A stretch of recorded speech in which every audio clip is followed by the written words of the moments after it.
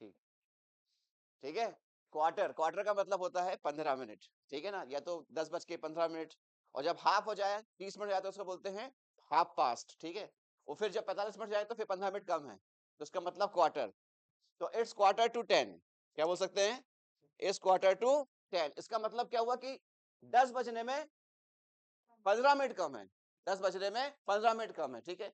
और अगर हमने ऐसे बोल दिया कि भाई 10:15 हो गए हैं, तो इट क्वार्टर पास्ट 10, क्या बोलेंगे, इट क्वार्टर पास्ट 10। पास का मतलब गुजर जाएगा, पास का मतलब निकल चुका, कितना निकल चुका, 15 मिनट निकल चुका, कितने बज के, 10:15 हो चुके हैं, ठीक है। याद रखें इस चीज को ना, आजकल अब बच्चों को पढ़ाते हैं स्कूलों में, तुम लोग को याद नहीं है अभी तक के, बताओ, ठीक है। तो इट्स क्वार्टर पास्ट 10, इसका मतलब क्या हुआ, 10:15, इट्स क्वार्टर टू 10, इसका मतलब 10 बजने में 15 मिनट कम है। और 10:30 बज गए बोल रहा हूं तो इट इज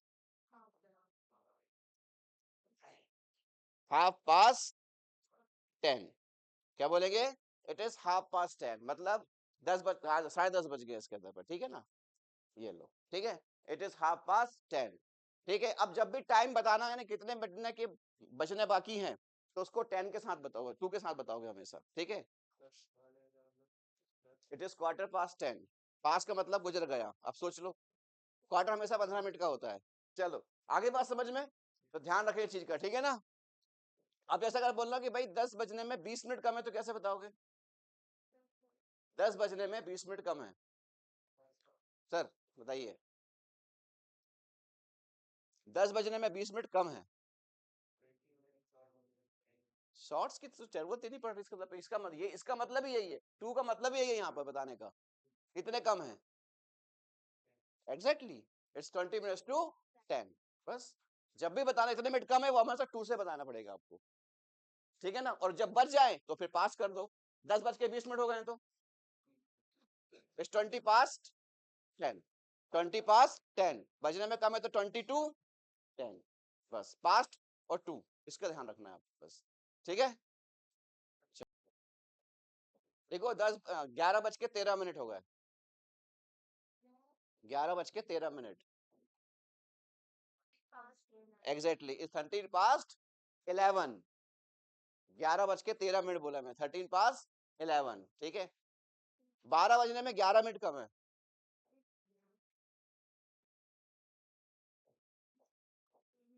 12 बजने में 11 मिनट कम है,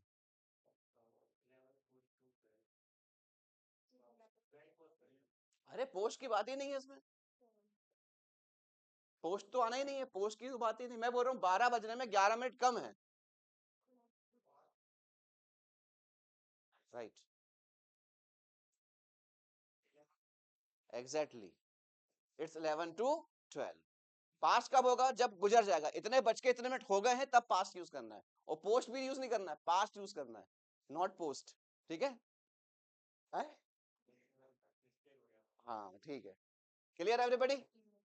चलो अब हम लोग कुछ इंपॉर्टेंट फैक्ट्स पढ़ रहे थे, तो उसमें ध्यान रखें। एंटर का भी वर्ड सुना है आपने, इसको क्या पढ़ते हैं, है? इसे एंटर पढ़ते हैं, नॉट इंटर, है ना, एंटर, ठीक है। ही एंटर, नहीं वो लिखूंगा, वो क्या आएगा इसके अंदर पे, प्रपोजिशन बताओ कौन सी आएगी इसके अंदर पे, इन, ऑन, इनटू, कितने लोग बोलते हैं इन आएगा, इसमें बताओ जल्दी से, अरे उठाओ भाई हाथ, बताओ क्या आएगा, कौन से प्रपोजिशन आएगी इसके अंदर पे, option in, into, on, none of this भी है, क्या आएगा, लॉजिकली क्या आना चाहिए, हाँ आपके हिसाब से तो इनटू या एंटर, इन का इस्तेमाल होना चाहिए, ठीक है ना, लेकिन एंटर का मतलब ही अंदर आना होता है, नन ऑफ दिस कहा था ना मैंने नहीं, हमको वो सुनना ही नहीं है सर, एंटर के बाद कभी भी प्रपोजिशंस का इस्तेमाल नहीं करते, इसको ध्यान रखना है आपको, ठीक है, लिखो, एंटर के बाद प्रपोजिशन का इस्तेमाल नहीं करते।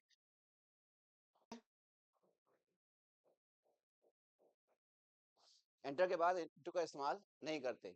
लेकिन अब आगे लिखना है, लेकिन एंटर का यूज भाग लेने या शुरू करने के लिए किया जाए तब इनटू का यूज होगा।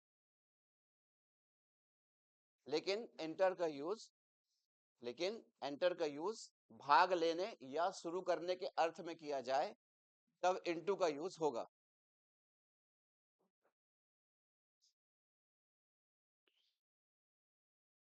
कब नहीं लगता बता दिया आपको, अंदर आने के लिए जब यूज करोगे ना उसको तब नहीं लगेगा, लेकिन इसका इस्तेमाल कब भाग लेने के लिए या शुरुआत करने के लिए इस्तेमाल होगा तो लगेगा। एग्जाम्पल देखो, ये देखो, Jain enter into a discussion, इसका मतलब उस डिस्कशन में भाग लिया, ठीक है ना। She enter into an agreement, उसने एग्रीमेंट की शुरुआत करी, ठीक है। तो जब इस तरीके से इसका इस्तेमाल होगा, याद रखना कभी भी कमरे के अंदर, क्लास के अंदर इसमें आने के लिए इस्तेमाल करोगे तो आने के साथ कभी भी एंटर के साथ इनटू का इस्तेमाल नहीं करना है आपको। जब इसका इस्तेमाल भाग लेने या शुरू करने के अर्थ में होगा तो एंटर के साथ इनटू का इस्तेमाल करेंगे आप। चलो, आपने किसी को मैसेज भेजा, ठीक है ना, और आपने उससे बोला कि भाई मुझे रिप्लाई करना, तो आप उसे कैसे बोलेंगे रिप्लाई करने के लिए? रिप्लाई मी, है ना, यही बोल सकते हैं। मुझे सुनो, लिसन मी, ठीक है ना। ऐसे ही मुझसे बात करो,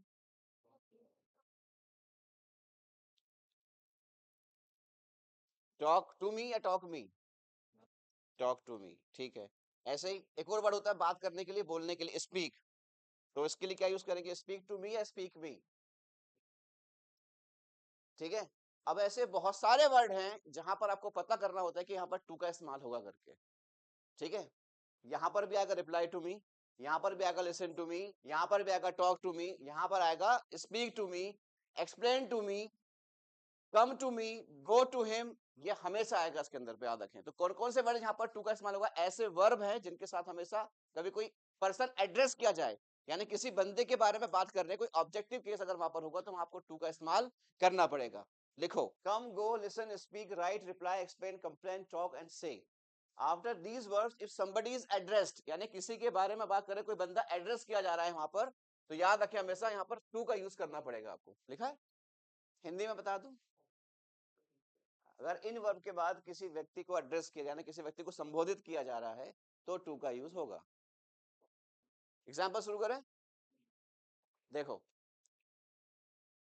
don't say anything to me, मतलब मुझसे कुछ मत कहो।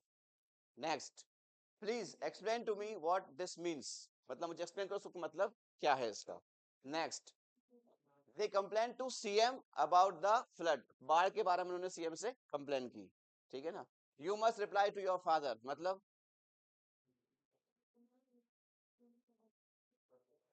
आपके पापा को रिप्लाई करना चाहिए आपको, है ना। मस्ट का यूज कब करते हैं, जब जरूरी हो जाता है कि हाँ भाई आपको यूज करना है, कि ये जरूरी है आपके लिए, तब आप मस्ट का यूज करें, अदरवाइज शुड का यूज करते हैं उसमें ऑब्लिगेशन, करें तो ठीक, ना करें तो भी ठीक है उसके तरफ, ठीक है ना। इसलिए could I speak to the principal, क्या मैं प्रिंसिपल से बात कर सकता हूँ। याद रखें अभी तक हम लोगों ने सिर्फ ये सुना है, जब भी हम परमिशन लेते हैं तो क्या यूज करते हैं अंदर आने के लिए, मे आई कम इन यूज करते हैं, ठीक है ना। तो याद रखें कि सिर्फ मे का इस्तेमाल ही नहीं होता, कुछ लोग कुड आई कम इन भी कहते हैं, तो याद रखें कुड का इस्तेमाल भी होता है, कुछ लोग माइट आई कम इन भी कहते हैं, तो माइट का इस्तेमाल भी हो सकता है, मे का इस्तेमाल भी हो सकता है, can I come in, can का इस्तेमाल भी हो सकता है, और कुड का इस्तेमाल भी हो सकता है। तो अगर कहीं से पढ़ लो, समझ लो, तो याद रखना चाहिए। अब मुझे बताओ कि यहाँ पर क्या इस्तेमाल किया, could I speak to the principal, यहाँ पर क्या बोलते हैं, परमिशन मांग रहा है, यहाँ पर पास की एबिलिटी के बारे में बात कर रहा है, परमिशन मांग रहा है यहाँ पर, क्योंकि इसलिए ध्यान रखना, could I speak to the principal, जब भी कुड ऐसे इस्तेमाल होगा तो ये हमेशा परमिशन के लिए होगा। एक कुड होता है पास्ट एबिलिटी बताने के लिए, I could run 20 kilometre in my childhood, बचपन में 20 किलोमीटर भाग सकता था, तो वो पास की बात है। लेकिन जब इस तरीके से जैसे मैंने बोला, आपने बोला सर कुड आई राइट, मतलब क्या मैं लिख सकता हूँ, परमिशन मांग रहे हो आप यहाँ पर, ध्यान। तो इसको याद रखना हमेशा, जब भी कभी इससे स्टार्ट होगा ना क्वेश्चन, इसको समझ जाना कि ये परमिशन के लिए इस्तेमाल होता है, मे का इस्तेमाल भी होता है, माइट का भी होता है, कैन का भी होता है, और कुड का भी होता है, ठीक है, नोट डाउन, ठीक। चलो एक एक एग्जांपल देखते हैं। She writes to her husband every week, मतलब वो हमेशा हर हफ्ते अपने हस्बैंड को खत लिखती है, ठीक है ना। तो यहाँ पर ध्यान रखने चीज को, ओके। देखो ये सभी लोगों को पता है कि प्रपोजिशंस कहाँ यूज करते हैं, इन कहाँ लगाना है, ऑन कहाँ लगाना है, एट कहाँ लगाना है, लेकिन ये बहुत कम लोग समझ पाते हैं इसी को कि किस वर्ब के साथ प्रपोजिशन का इस्तेमाल किया जाता है। जैसे अभी हमने पढ़ा, इन सब के साथ में क्या इस्तेमाल होगा, टू का इस्तेमाल होगा। तो इसको ध्यान रखना ये चीज, क्योंकि आपको एरर ऐसे में आएगा, कभी ये नहीं आएगा कि he she is putting the glass on table, ऐसे कभी नहीं आना, क्योंकि आपको पता ऑलरेडी प्रपोजिशंस कहाँ पर यूज हो रही है ये आप जानते हैं, लेकिन जब इनके साथ आता है तो बहुत मुश्किल हो जाती है, समझना मुश्किल। और ये जो फैक्ट बता रहा हूँ उसको ध्यान रखना, इन्हीं को सब पकड़ पढ़ लोगे तो समझ में आपको आ जाएगा। ठीक है, नेक्स्ट देखते हैं, लिख लिए, चलो। अब ये रहा, tell, order, allow, compel, invite, request and forbid. ठीक है, इसके बाद ऑब्जेक्टिव केस ऑफ प्रोनाउन, यानी you, me, him, her, us, यही इस्तेमाल हो सकता है बस। आगे बात समझ में, या फिर किसी का नाम इस्तेमाल हो सकता है। ठीक है, ध्यान रखिए चीज को, राइट। तो टेल हो गया, ऑर्डर हो गया, अलाउ हो गया, कंपेल, कंपेल मतलब होता है मजबूर करना, मीनिंग्स भी क्लियर होगी तो बताते रहता हूँ। ठीक है, टेल बताना, बोलना, ऑर्डर ऑर्डर देना, अलाउ किसी को अलाउ करना, ठीक है ना, कंपेल मतलब मजबूर करना, इनवाइट तो पता ही होगा आप लोगों को, रिक्वेस्ट रिक्वेस्ट ही पता है आपको, और फॉरबिड मतलब कोई काम करने के लिए किसी को मना करना। ठीक है ना, इनके बाद क्या होगा, ऑब्जेक्ट होगा, ऑब्जेक्ट के बाद क्या आएगा, टू, और फिर वर्ब की फर्स्ट फॉर्म आएगी। ठीक है, देखो, they allowed me to go home, उन्होंने मुझे परमिशन दे दी, मुझे जाने के लिए परमिशन दे दी, उसने अलाउ कर दिया मुझे जाने के लिए। ठीक है ना, अब देखो, his father compelled him to marry, मतलब उसके पापा ने उसे मजबूर किया शादी करने के लिए। क्लियर, लिखो।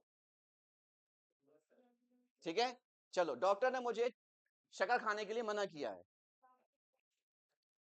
शक्कर यानी शुगर, लिखिए, बनाइए सेंटेंस, ये यूज होगा फॉरबिड। और क्या बता दूं पहले में, डॉक्टर ने मुझे शक्कर खाने के लिए मना किया है, पहले तो ये समझो कि टेंस कौन सा आएगा, मना किया है, टेंस कौन सा आएगा, क्या टेंस लगाओगे, कौन सा टेंस लगेगा, कोई बता सकता है। प्रेजेंट तो है, पर प्रेजेंट इंडेफिनेट है, प्रेजेंट कंटिन्यूअस है, प्रेजेंट सिंपल है, प्रेजेंट प्रेजेंट परफेक्ट है, क्या है, पहले ये भी तो समझो। मैंने क्या बोला है, डॉक्टर ने मुझे चीनी खाने के लिए मना किया है। अरे, मैं तो अभी कंटिन्यूअस में ही उलझा पड़ा हूं, उसका मतलब मना किया है यानी काम कर लिया है, तो काम कर लिया के लिए क्या लगता है, प्रेजेंट परफेक्ट टेंस, और काम किसने किया, थर्ड पर्सन ने किया है, तो क्या लगेगा, हैज। फॉर्म कौन सी आएगी, थर्ड फॉर्म, थर्ड फॉर्म क्या है फॉरबिड की, forbidden, double D E N आएगा इसमें, लिखिए, डॉक्टर हैज फॉरबिडन, किसे क्या मना किया, किसे मना किया, मुझे मना किया, मी, टू, किस काम के लिए, शक्कर खाने के लिए, तो उसका मतलब मी टू ईट या टेक, दोनों ही इस्तेमाल कर सकते हैं हम लोग। आ गया समझ में एवरीबॉडी, चलो ये बनाओ, उसने कल मुझे डिनर के लिए इनवाइट किया, डिनर पर इनवाइट किया, चलो, किसने इनवाइट किया, ही, इनवाइटेड, किसे इनवाइट किया उसने, मुझे, किस पर, सिंपल,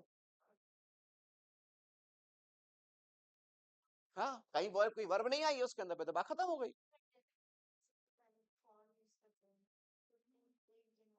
उसने मुझे डिनर पर इनवाइट किया, तुम खाने में क्या बना रहे हो, ये नहीं, खाना खाने की बात नहीं कर रहे, सिर्फ इनवाइट किया है, खाने की बात नहीं चल रही है।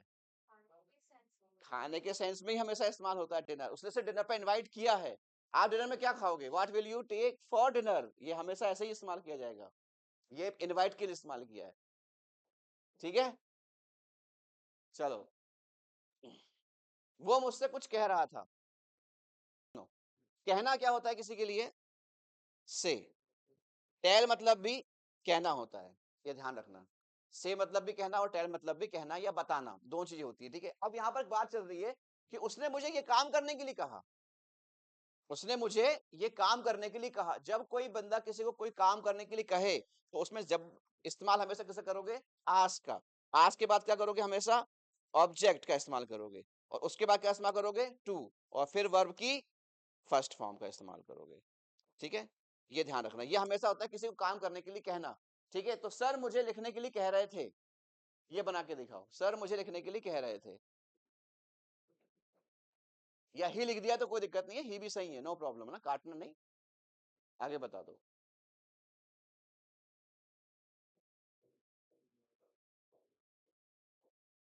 है ना?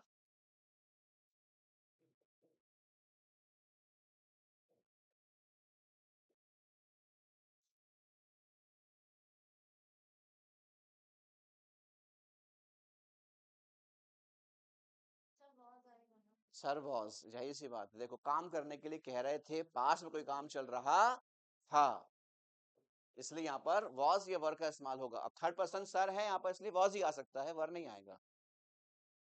ही was asking me to write, हो सकता है, लेकिन सबसे बेस्ट ये ऑप्शन यही रहेगा। कोई काम करने के लिए कहना किसी को, वो हमेशा आस्क का ही इस्तेमाल करेंगे। He was asking me to write. ठीक है, हाँ।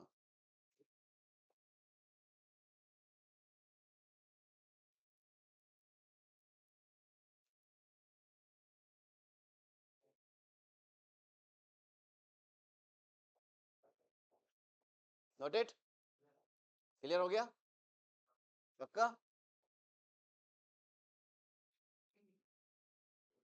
चलो एक बार फिर से समझ लो इस चीज को, ठीक है।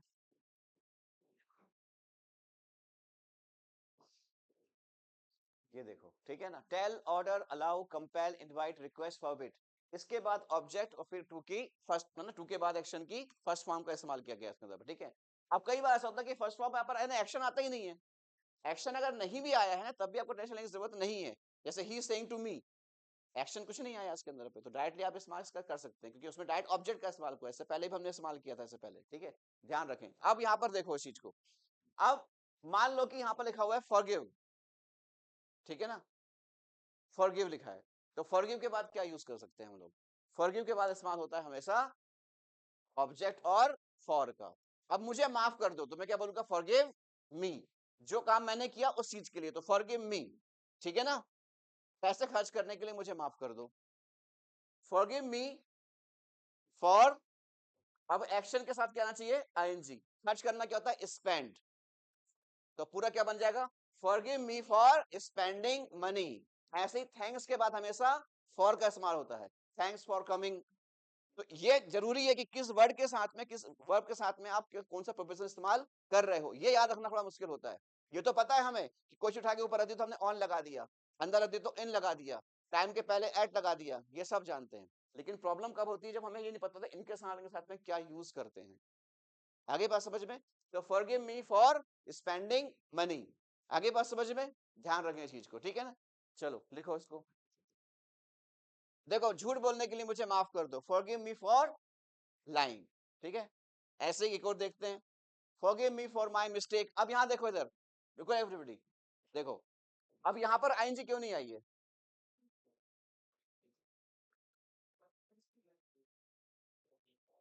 क्यों नहीं आई यहाँ पर आईएनजी, बताओ। यहाँ पर आईएनजी आ गई, यहाँ वर्ब नहीं है, सिंपल सी बात ये है, यहाँ पर क्या वर्ब नहीं है, वर्ब नहीं है, इसलिए यहाँ पर आईएनजी का इस्तेमाल नहीं किया। तो याद रखें हमेशा से कि अगर वर्ब होगा तो फिर आईएनजी का इस्तेमाल भी करना पड़ेगा। Is that clear? जैसे गाली बकने के लिए मुझे माफ कर दो, forgive me for abusing, abuse आ गया, वर्ब आ गया, आईएनजी लगानी पड़ी आपको। आगे बात समझ में? ठीक है। अब यहाँ पर बंदा बोल रहा है forgive me for my mistake, मेरी गलती के लिए मुझे माफ कर दो, तो वर्ब आएगा तो आईएनजी लगानी पड़ेगी, वर्ब नहीं आया तो नो टेंशन। इसको ध्यान रखना है चीज को, ठीक है ना। अब ये नहीं कि जबरदस्ती उसमें आईएनजी ठोकना ही ठोकना है अपने को, ये भी नहीं करना है आपको। क्लियर? ठीक है। और लास्ट टाइम मैं बताया था आपको कि हमेशा ध्यान रखें कि प्रपोजिशंस के बाद हमेशा क्या होता है, वर्ब हमेशा कौन से फॉर्म में आता है? प्रपोजिशन के बाद वर्ब हमेशा आईएनजी फॉर्म में ही रहेगा, इसको ध्यान रखना। ये लिखवा चुका हूं मेरे ख्याल से आपको नोट मैंने, ठीक है, नोट डाउन। अरे भाई नोटेड। चलिए देखिए, अक्यूज सुना है कभी, अक्यूज? अक्यूज के बाद क्या यूज करते हैं पता है किसी को? एक्यूज के बाद हमेशा ऑफ का इस्तेमाल होगा, ठीक है, ध्यान रखें। अब ऑफ क्या है, ऑफ क्या है? ऑफ क्या है? प्रपोजिशन। प्रपोजिशन के बाद आने वाला एक्शन, प्रपोजिशन के बाद आने वाला जो वर्ब होगा वो काय में आएगा? प्रपोजिशन के बाद आने वाला वर्ब काय में आएगा? कौन सी फॉर्म में आएगा? आईएनजी फॉर्म में आएगा। तो देखो, they accused me of killing him, उन्हें मुझ पे आरोप लगाया उसे जान से मारने का। द कल्प्रिट, कल्प्रिट मतलब अपराधी, वाज अक्यूज्ड ऑफ मर्डर। यहां पर क्यों नहीं आया? क्योंकि यहां पर वर्ब नहीं है। क्लियर? Note down. ठीक है। अब एक वर्ड होता है अफ्रेड, सुना है कभी? अफ्रेड, अफ्रेड डरा हुआ, डरना, भयभीत, है ना? इस तरीके से अफ्रेड के बाद क्या यूज करते हैं? प्रपोजिशन। अफ्रेड ऑफ यूज होता है अक्सर, है ना? जैसे अक्यूज के बाद ऑफ होता है, तो अफ्रेड के बाद भी ऑफ यूज होता है। लेकिन अफ्रेड के बाद टू का भी इस्तेमाल किया जाता है, ध्यान रखें। तो अब दोनों में फर्क क्या रहेगा, इसको समझ लेते हैं पहले तो, ठीक है ना? अगर अफ्रेड ऑफ का यूज किया है तो आईएनजी के साथ यूज करेंगे वर्ब को, और अफ्रेड टू का यूज किया है तो फिर वर्ब की फर्स्ट फॉर्म यूज करेंगे। ठीक है? एग्जांपल्स देखते हैं। आई एम अफ्रेड ऑफ डॉग्स, यहां पर आईएनजी नहीं आई, क्यों? वर्ब नहीं है, बस इस बात का ध्यान रखना सीखो ना, दिमाग में बिठा के रख लो सीखो, ठीक है? आई एम अफ्रेड ऑफ, मुझे कुत्तों से डर लगता है। नेक्स्ट देखते हैं। The thief was afraid of being knocked down, पकड़े जाने के डर डर था उसको। The thief was afraid of, डरा हुआ था, किस चीज डरा हुआ था? पकड़े जाने से या मार खाने से उसको डरा हुआ था। ठीक है ना? अगला, are you afraid of the dark, मतलब क्या आपको अंधेरे से डर लगता है ना? भयभीत हो आप। ठीक है, नेक्स्ट देखते हैं। She seemed afraid of walking home alone, इसका मतलब क्या है? सी मतलब देखना होता है, सीम लिखा है वो, तुमने नहीं देखा, सबने देखा पर तुमने नहीं देखा। अच्छे से देखो, वो सी नहीं है, सीम्ड है, नहीं। सीम देखो बताता हूं मैं, एक होता है सीम, सीम का मतलब होता है ऐसा लगना, प्रतीत होना। तो शी सीम्ड मतलब ऐसा लगा कि afraid of walking home alone, उसे घर जाने, अकेले जाने से डर लग रहा था, ऐसा महसूस हुआ, ऐसा लगा। तो यहाँ पर अपियर्स का भी इस्तेमाल होता है, लिख लो, सीम का भी इस्तेमाल होता है, ऐसा लगना या प्रतीत होने के लिए। अपियर और सीम दोनों वर्ड यूज करते हैं इसके, ठीक है ना? APPEAR अपियर, और SEEM सीम, लगना या प्रतीत होना। हाँ? भ्रम नहीं, ऐसा मुझे लग रहा है कि तुम शायद डरे हुए हो, ये महसूस होना, प्रतीत होना, किसी के देखकर किसी के प्रतीत होना, तब यूज करते हैं उस चीज के लिए, ठीक है ना? आगे बढ़े। अभी देखो लिखना, इसके एग्जांपल्स पूरे कर दो, उसके बाद फिर आप लिखना इसको, ठीक है? तो ऐसा लगा कि वो अकेले घर जाने से डर रही थी। ठीक है, अब देखते हैं। यह देखो, I don't like to drive fast because I am afraid of crashing, मतलब मुझे गाड़ी तेज चलाना पसंद नहीं है क्योंकि मुझे डर लगता है क्रैश हो जाने से या एक्सीडेंट से या भिड़ जाने से मुझे डर लगता है। ठीक है, अब देखो यहाँ पर, she was afraid to go near the barking dog, भौंकते हुए कुत्ते के पास जाने से उसे डर लग रहा था। अब यहाँ पर देखें इस चीज को, ठीक है ना? यहाँ पर अफ्रेड का इस्तेमाल किया, यहाँ ऑफ का इस्तेमाल हुआ है, तो यहाँ पर क्या आया? आईएनजी आई है, इस पे ध्यान लगा रहे हैं फिलहाल, आईएनजी आई है। यहाँ पर टू का इस्तेमाल किया तो यहाँ क्या आया? फर्स्ट फॉर्म आई है। तो टू के बाद फर्स्ट फॉर्म आ रही है और ऑफ के बाद आईएनजी आ रही है, इसको ध्यान रखना है आपको, ठीक है? ठीक, ये देखो आपको, if you don't understand don't be afraid to ask, मतलब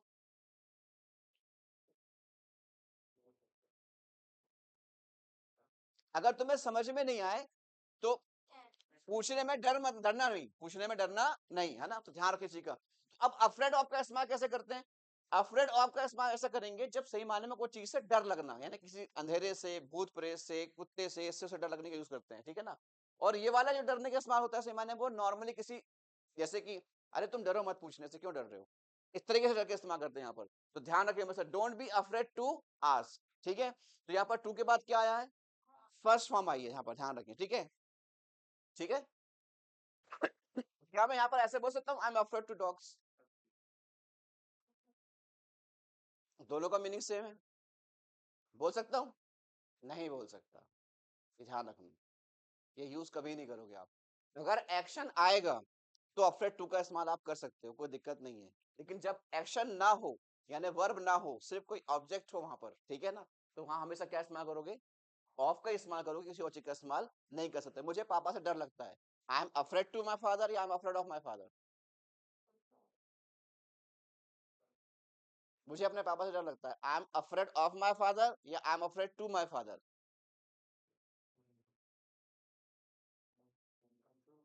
आई एम अफ्रेड। अरे टू तब आएगा जब एक्शन यूज करोगे, कोई वर्ब आना चाहिए, वर्ब आ रहा है क्या? सिर्फ ऑब्जेक्ट बस है वहां पर ना। पापा से डर लगता है मुझे, तो क्या यूज करेंगे, आई am afraid of my father. मुझे टीचर से डर लगता है, आई एम अफ्रेड टू या आई एम अफ्रेड ऑफ। क्या बोलोगे, पूरा बोल के दिखाओ। I am afraid of my teacher, I am afraid of my teacher. मुझे टीचर से पूछने में डर लगता है, I am afraid to ask my teacher. अब आगे बात समझ में, इज दैट क्लियर? मुझे अंधेरे से डर लगता है, अंधेरे से। तो अंधेरे से लगता है, डार्क ऑब्जेक्ट हुआ ना, डार्क। क्या बोलोगे, I am afraid of dark. मुझे अंधेरे में जाने से डर लगता है, I am afraid to go to dark. अब आगे बात समझ में, जहां पर वर्ब का इस्तेमाल हो रहा है वहां पर आप टू का इस्तेमाल कर रहे हैं, जहां पर नहीं हो रहा है वहां पर अफ्रेड ऑफ का। तो दोनों में डिफरेंस का समझ में आया कि सर जहां पर ऑब्जेक्ट ही होगा वहां पर हम ऑफ के अलावा कुछ और इस्तेमाल नहीं कर सकते। ठीक है ना। मुझे भूतों से डर लगता है, क्या होगा, I am afraid of ghost, यही होगा, I am afraid of ghost. मुझे हॉरर मूवी देखने से डर लगता है, I am afraid to watch horror movie या I am afraid of watching horror movie. Of भी लगा सकते हैं, लेकिन ऑफ लग गया तो फिर आईएनजी का इस्तेमाल करना पड़ जाएगा। लेकिन यहाँ पर ध्यान रखना है कि अगर वर्ब है तो फिर अफ्रेड टू वाला इस्तेमाल कर सकते हैं, ठीक है ना। लेकिन अगर वर्ब नहीं है तो सिर्फ और सिर्फ अफ्रेड ऑफ वाला ही इस्तेमाल कर सकते हो, और कुछ भी इस्तेमाल नहीं कर सकते। Is that clear? आगे बात समझ में, चलिए आगे बढ़ते हैं। कोई डाउट है? पक्का?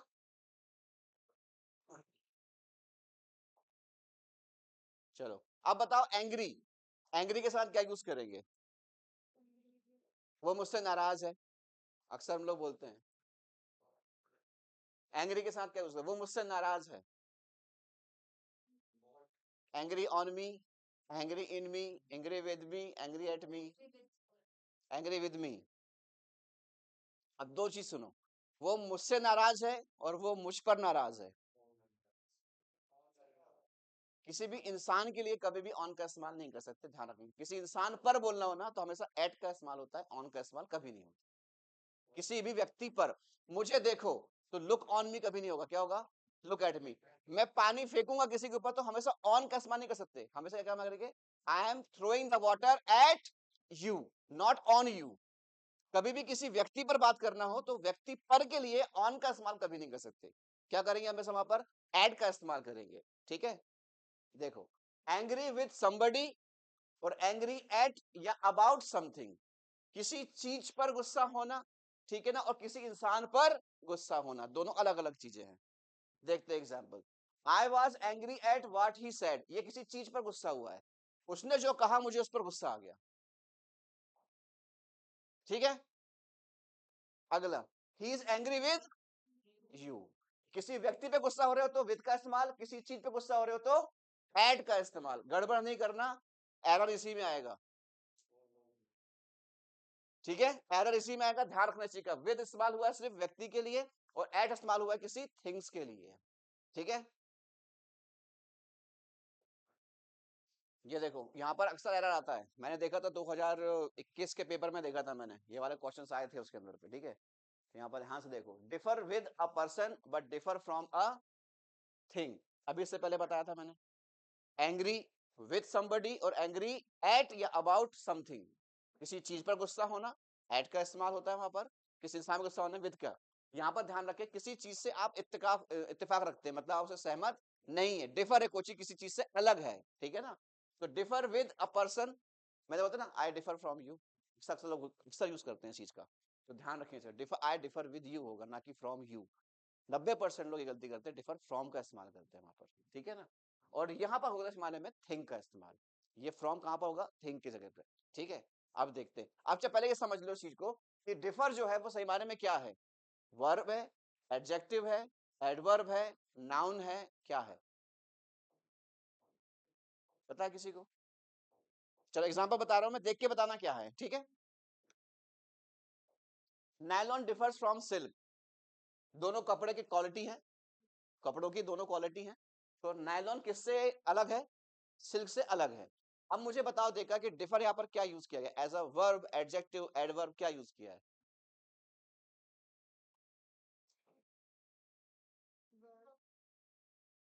मैं पहले एक कॉम्बो देखते हैं, ठीक है ना? कितने लोग कह रहे हैं कि वर्ब है? एक, दो, तीन। हाँ भाई। तो ऐसा आधा नहीं करने का, पूरा करने का, जितना भी करना है पूरा करना है, आधा नहीं करना। हाँ ना? फोन आ रहा है? अच्छा ठीक है, हाँ तो जल्दी बताओ। हाथ उठा के रखो, put up your hand guys. Verb वाले हैं ये सब, ठीक है? ठीक है, बाकी के अगर कोई कहता है एडजेक्टिव है तो एडजेक्टिव वाले उठाए हाथ। एक, दो, तीन, चार, पांच। अब कोई कहता है नाउन है तो नाउन वाले उठाएं। ये अकेला है क्या? तो फिर ऐसा करने का भी नहीं है, ना ऐसा करने का, ना ऐसा करने का है, ना ऐसा करना, कुछ भी नहीं करने का है। अगर है, सहमत है तो ठीक है, नहीं है तो बस इतना काफी है, ठीक है ना? चलो, अब मुझे बताओ कि जो एडजेक्टिव वाले थे उसका हाथ उठाओ जरा। किस बिना पे आपने कहा कि एडजेक्टिव है?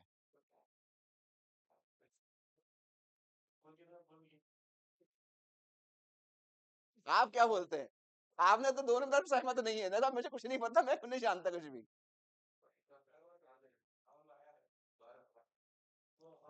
चलो, हाँ वर्ब बता, क्यों वर्ब है? तुम दूसरे कंधे बंदूक चला रहे हो बेटा। चलो ठीक है, आप बताओ वर्ब क्यों है? नहीं बेटा, इसमें एक बहुत बड़ा साइन दिया हुआ है वर्ब का, एस लगा हुआ है। जाहिर सी बात है, एस ई एस या आई एस कब लगता है? वर्ब में लगता है। थर्ड पर्सन कोई काम करता है ना तब यूज करते हैं इसके, तो ये हमेशा प्रेजेंट सिंपल टेंस ये होता है ना, इंडेफिनिट टेंस, डू और डस वाला याद है? वो है, ये वर्ब है। तो आसान समझना था ये। अगर मान लो एडजेक्टिव या एडवर्ब होता तो यहाँ पर इज या एम या आर का इस्तेमाल किया जाता। कुछ भी इस्तेमाल नहीं हुआ, इसका मतलब वर्ब है, ठीक है? चलो, नायलॉन डिफर्स फ्रॉम सिल्क, इसका मतलब क्या हुआ? नायलॉन सिल्क से अलग है। आगे देखते हैं। My friend differs with me about this matter, इस मामले में मेरा दोस्त मुझसे जुदा है, अलग है इस चीज से मुझसे, है ना? तो याद रखें हमेशा इस चीज को कि अगर कभी भी आप पर्सन के लिए इस्तेमाल कर रहे हैं तो वहां पर विद का इस्तेमाल करेंगे, थिंग्स का इस्तेमाल कर रहे हैं तो फ्रॉम का इस्तेमाल करेंगे। देखो, how does it differ from the other, ये दूसरों से अलग कैसे है? How does it differ from the other? Clear? आगे बात समझ में? सबसे मेजर थिंग इसके अंदर पे क्या है बताओ मेरे को? Differ with a person, differ from a thing, ठीक है? मेजर चीज यही है इसमें।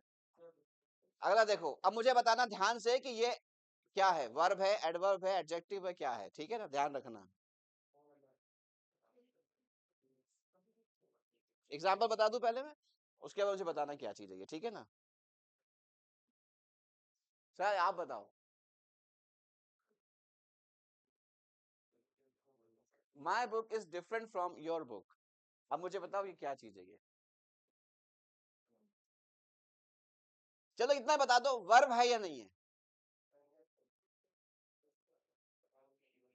वर्ब नहीं है ना, ये तो पक्का है।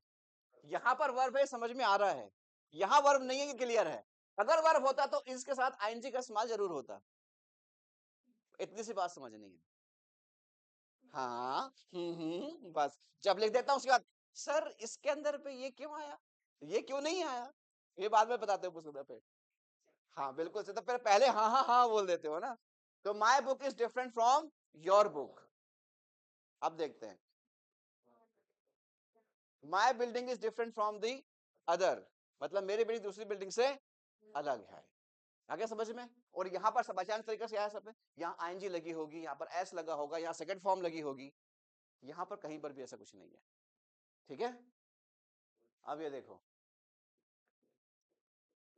क्योर, केयर नहीं, क्योर, ठीक है? समझ में आया क्या लिखा है?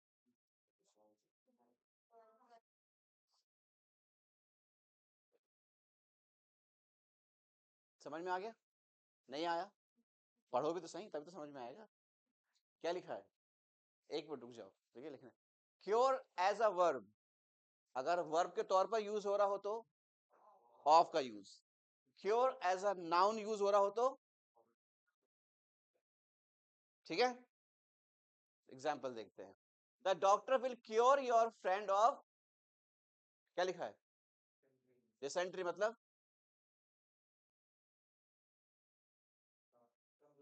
कमजोरी, और वो सुना है पेचिस क्रीम, सुना है? वो जो लूज मोशन हो जाते हैं, लूज मोशन सुना है? लूज मोशन, दस्त, दस्त तो यूज करते हैं, ठीक है ना। Doctor will cure you your friend of dysentery, ठीक है। ही क्योर्ड ऑफ हिज कोल्ड। अब ध्यान देखो, यहाँ पर क्योर यूज किया है और यहाँ क्या इस्तेमाल किया, इसका मतलब ये क्या है? अरे तुम्हारे,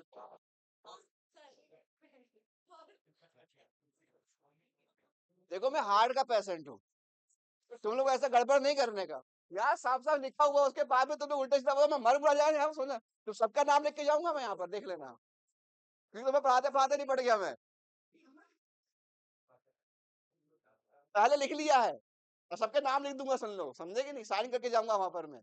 अरे हार्ट पेशेंट हूँ यार, तुम लोग ध्यान से देखो क्या लिखा है इसका, क्या भी कह रहे हो कि हाँ ये वर्ब, ये नाउन है। बताओ, फिर से पूछता हूँ मैं, ठीक है ना। ये क्योर क्या है? वर्ब है ना? अब ध्यान से, ठीक है। ये वाला क्योर क्या है? कैसे पता ये वर्ब है? ऑफ लगा इसलिए, डी लगा हो तो ठीक है, पर पहचान भी तो यही है ना हमारे पास, पहचान भी तो यही कि ऑफ का इस्तेमाल हुआ करके, ठीक है ना। ही क्योर्ड ऑफ हिज कोल्ड, मतलब उसने अपने सर्दी का इलाज किया।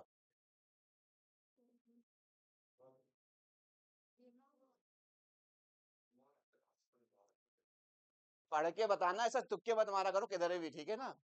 नाउन है, क्यों है? फॉर का इस्तेमाल किया इसलिए। आ गया समझ में? ठीक है, नोट डाउन। चलो आगे बढ़ते हैं, बताओ।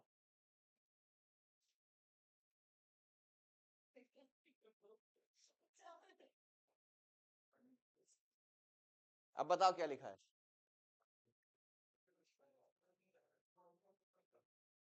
शादी करना एक वर्ड होता है मैरी, ठीक है ना। मैरी अगर एक्टिव वॉइस में यूज किया गया है, ठीक है ना, तो ध्यान रखें नॉर्मली यूज कर सकते हैं, बट अगर मैरी पैसिव वॉइस में यूज किया गया है तो टू का यूज करेंगे। देखो, Raj married her last year, Raj ने इससे शादी करी पिछले साल। यहाँ पर as a active voice use किया गया है, तो यहाँ पर कोई भी पर्सन का इस्तेमाल नहीं किया, ठीक है। अब देखो, he was married to Rakhi, उसकी राखी से शादी हुई। तो अगर यहाँ पर as a passive voice use कर रहे हैं, तो यहाँ पर क्या इस्तेमाल कर रहे हैं? टू का इस्तेमाल कर रहे हैं। ये गड़बड़ मत करना, पेपर में अक्सर यहाँ पर लिखा होता है मैरिड टू या मैरिड विद, तीन ऑप्शन अक्सर आते ही आते हैं, married to, married with, married of. गड़बड़ नहीं करना। लेकिन अगर ये पैसिव वॉइस में होगा, समझो कैसे पैसिव वॉइस, कि इज, एम, आर, वाज के साथ में आता है पैसिव वॉइस हमेशा। आगे बात समझ में, या हैव बीन, हैज बीन के साथ में आता है पैसिव वॉइस हमेशा। तो इस तरीके से आपको समझ में आ जाएगा ये। गड़बड़ नहीं करना, क्योंकि अगला वाला जो अब पेपर आने वाला है आपका, अगर आपने वो सॉल्व नहीं किया तो आपको सारी चीजें दिमाग से निकल जाएंगी आपकी। वो सब इसी चीज पे जो मैंने पढ़ाया है वो सारे पेपर डाल दूंगा पेपर में, ठीक है। इसके अलावा जब हम लोग पेपर सॉल्व करेंगे, तो उन पेपरों में भी जो चीजें आएंगी वो भी मैं आपको बताता चला जाऊंगा, ताकि उसमें भी और भी बहुत पॉइंट्स होंगे वो भी निकल जाएंगे आपके, ठीक है ना। तो वो भी उसमें आपको समझ में आएगी कहाँ का, क्योंकि कई बार चीजें होती है, कुछ कुछ चीजें ऐसी रह जाती है जो पेपर में आती है तो समझ में बाद में आता है वो। तो बाकी ऑलमोस्ट प्रपोजन क्लियर हो चुकी है हमारी, ठीक है ना। ये लास्ट बता रहा हूँ मैं आपको, ये लास्ट पॉइंट है आपका, उसको ध्यान से देख लो। उसके बाद जैसे पेपर में आता जाएगा वैसे सॉल्व करते जाएंगे और उसके पॉइंट लिखते चले जाएंगे, ताकि आपको वो चीजें भी ध्यान रहे, ठीक है। ठीक है, helpful to, interested in, proud of, है बहुत सारे, मगर मैं डायरेक्ट लिखा नहीं है। अब आप लिस्ट देखते हैं, उसमें लिस्ट में लोग समझ में आएंगे आपको, ठीक है ना। We are proud of our knowledge, ठीक है ना, हमें अपने नॉलेज पर गर्व है, ठीक। यानी प्राउड के बाद क्या लग रहा है, ये समझते चले जाना इसी को, ठीक है ना। The suggestion was very helpful to me, helpful के बाद टू का इस्तेमाल, ठीक है ना। और जब भी कभी जैसे प्रपोजिशंस आती है, तो प्रपोजिशंस के बाद हमेशा क्या होता है, मैं ऑब्जेक्ट, ठीक है, ध्यान रखिए चीज को, ठीक है। अगर वर्ब होगा तो आईएनजी के साथ यूज होता है, ठीक है ना। I am not interested in job, मतलब मुझे जॉब में कोई इंटरेस्ट नहीं है। इंटरेस्ट के साथ क्या इस्तेमाल करोगे, इन का इस्तेमाल है, ठीक है ना। She was dressed in white, मतलब वो सफेद कपड़े पहने हुए थी। ड्रेस के साथ क्या इस्तेमाल किया मैंने, इन का इस्तेमाल। ध्यान रखना जितने भी सारे के सारे सब लिखने वालों पहले समझ लो, उसका फिर लिख लेना, ठीक है। अगला देखते हैं, the box was full of sweet, full के साथ ऑफ का इस्तेमाल। Next, the glass was filled with milk, fill के बाद विद का इस्तेमाल, ठीक है। इस चीज से भरा हुआ था। अगर मैं बोलूं कि भैया फॉर्म भर दो, तो मैं बोलूंगा फिल इन द फॉर्म या फिल अप द फॉर्म, लेकिन किसी चीज से भरा हुआ था तो विद, ठीक है, ध्यान रखें। अगला देखते हैं, they were glad of a rest after long journey, है ना, उसके बाद थोड़ा सा सुकून मिला उनको, बड़ी लंबी यात्रा के बाद उनको सुकून मिला आराम करने पर, ठीक है ना। Next, I can't get rid of my habits, get rid आया है तो क्या आएगा, हमेशा ऑफ का इस्तेमाल होगा, कुछ और इस्तेमाल नहीं करना है। नेक्स्ट देखते हैं, every one should take care of, take care of, ध्यान रखना इस चीज का। टेक केयर फॉर भी आता है, टेक केयर विद लगा के उसमें हमेशा एरर देते हैं, हमारा आएगा क्या, take care of. Every one should take care of his health, ये देखो, take care to, take care to lock everything safely.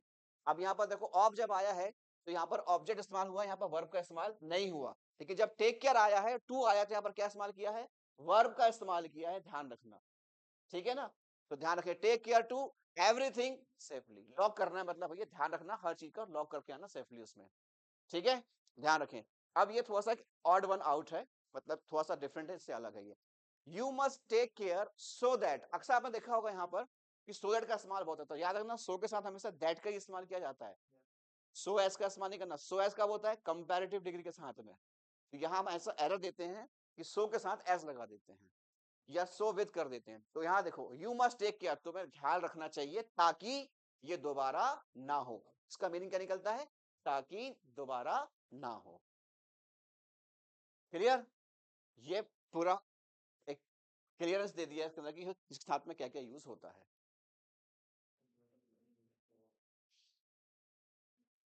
गड़बड़ है इसमें, बताओ कहाँ कहाँ गड़बड़ है। पहला वाला गड़बड़ है, पहला गलत है, ठीक है। दूसरा बताओ,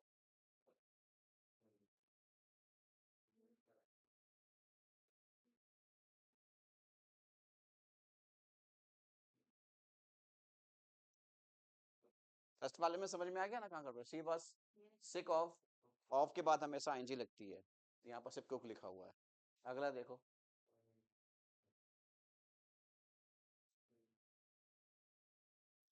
फेड अप के बाद हमेशा यहाँ पर विद का इस्तेमाल होता है, I am fed up with my life, correct करो।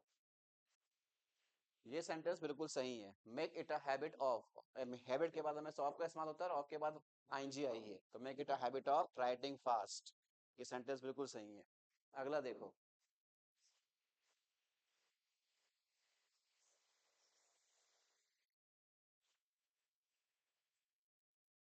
बताओ लास्ट वाले में गड़बड़ क्या है, हाँ, क्या आएगा फिर, ऑफ आएगा, ठीक है। थिंग्स के लिए फ्रॉम ही आता है, पीछे पढ़ के देख लो, आप पीछे पढ़ के देखो तो समझ में आ जाएगा आपको। हाँ बताओ, सही है गलत है, सही है, पक्का, कितने लोग कह रहे सही है, ऑलमोस्ट सभी कह रहे हैं कि सही है ना। आपका ध्यान नहीं गया मेरे ख्याल से इस तरफ किसी का भी।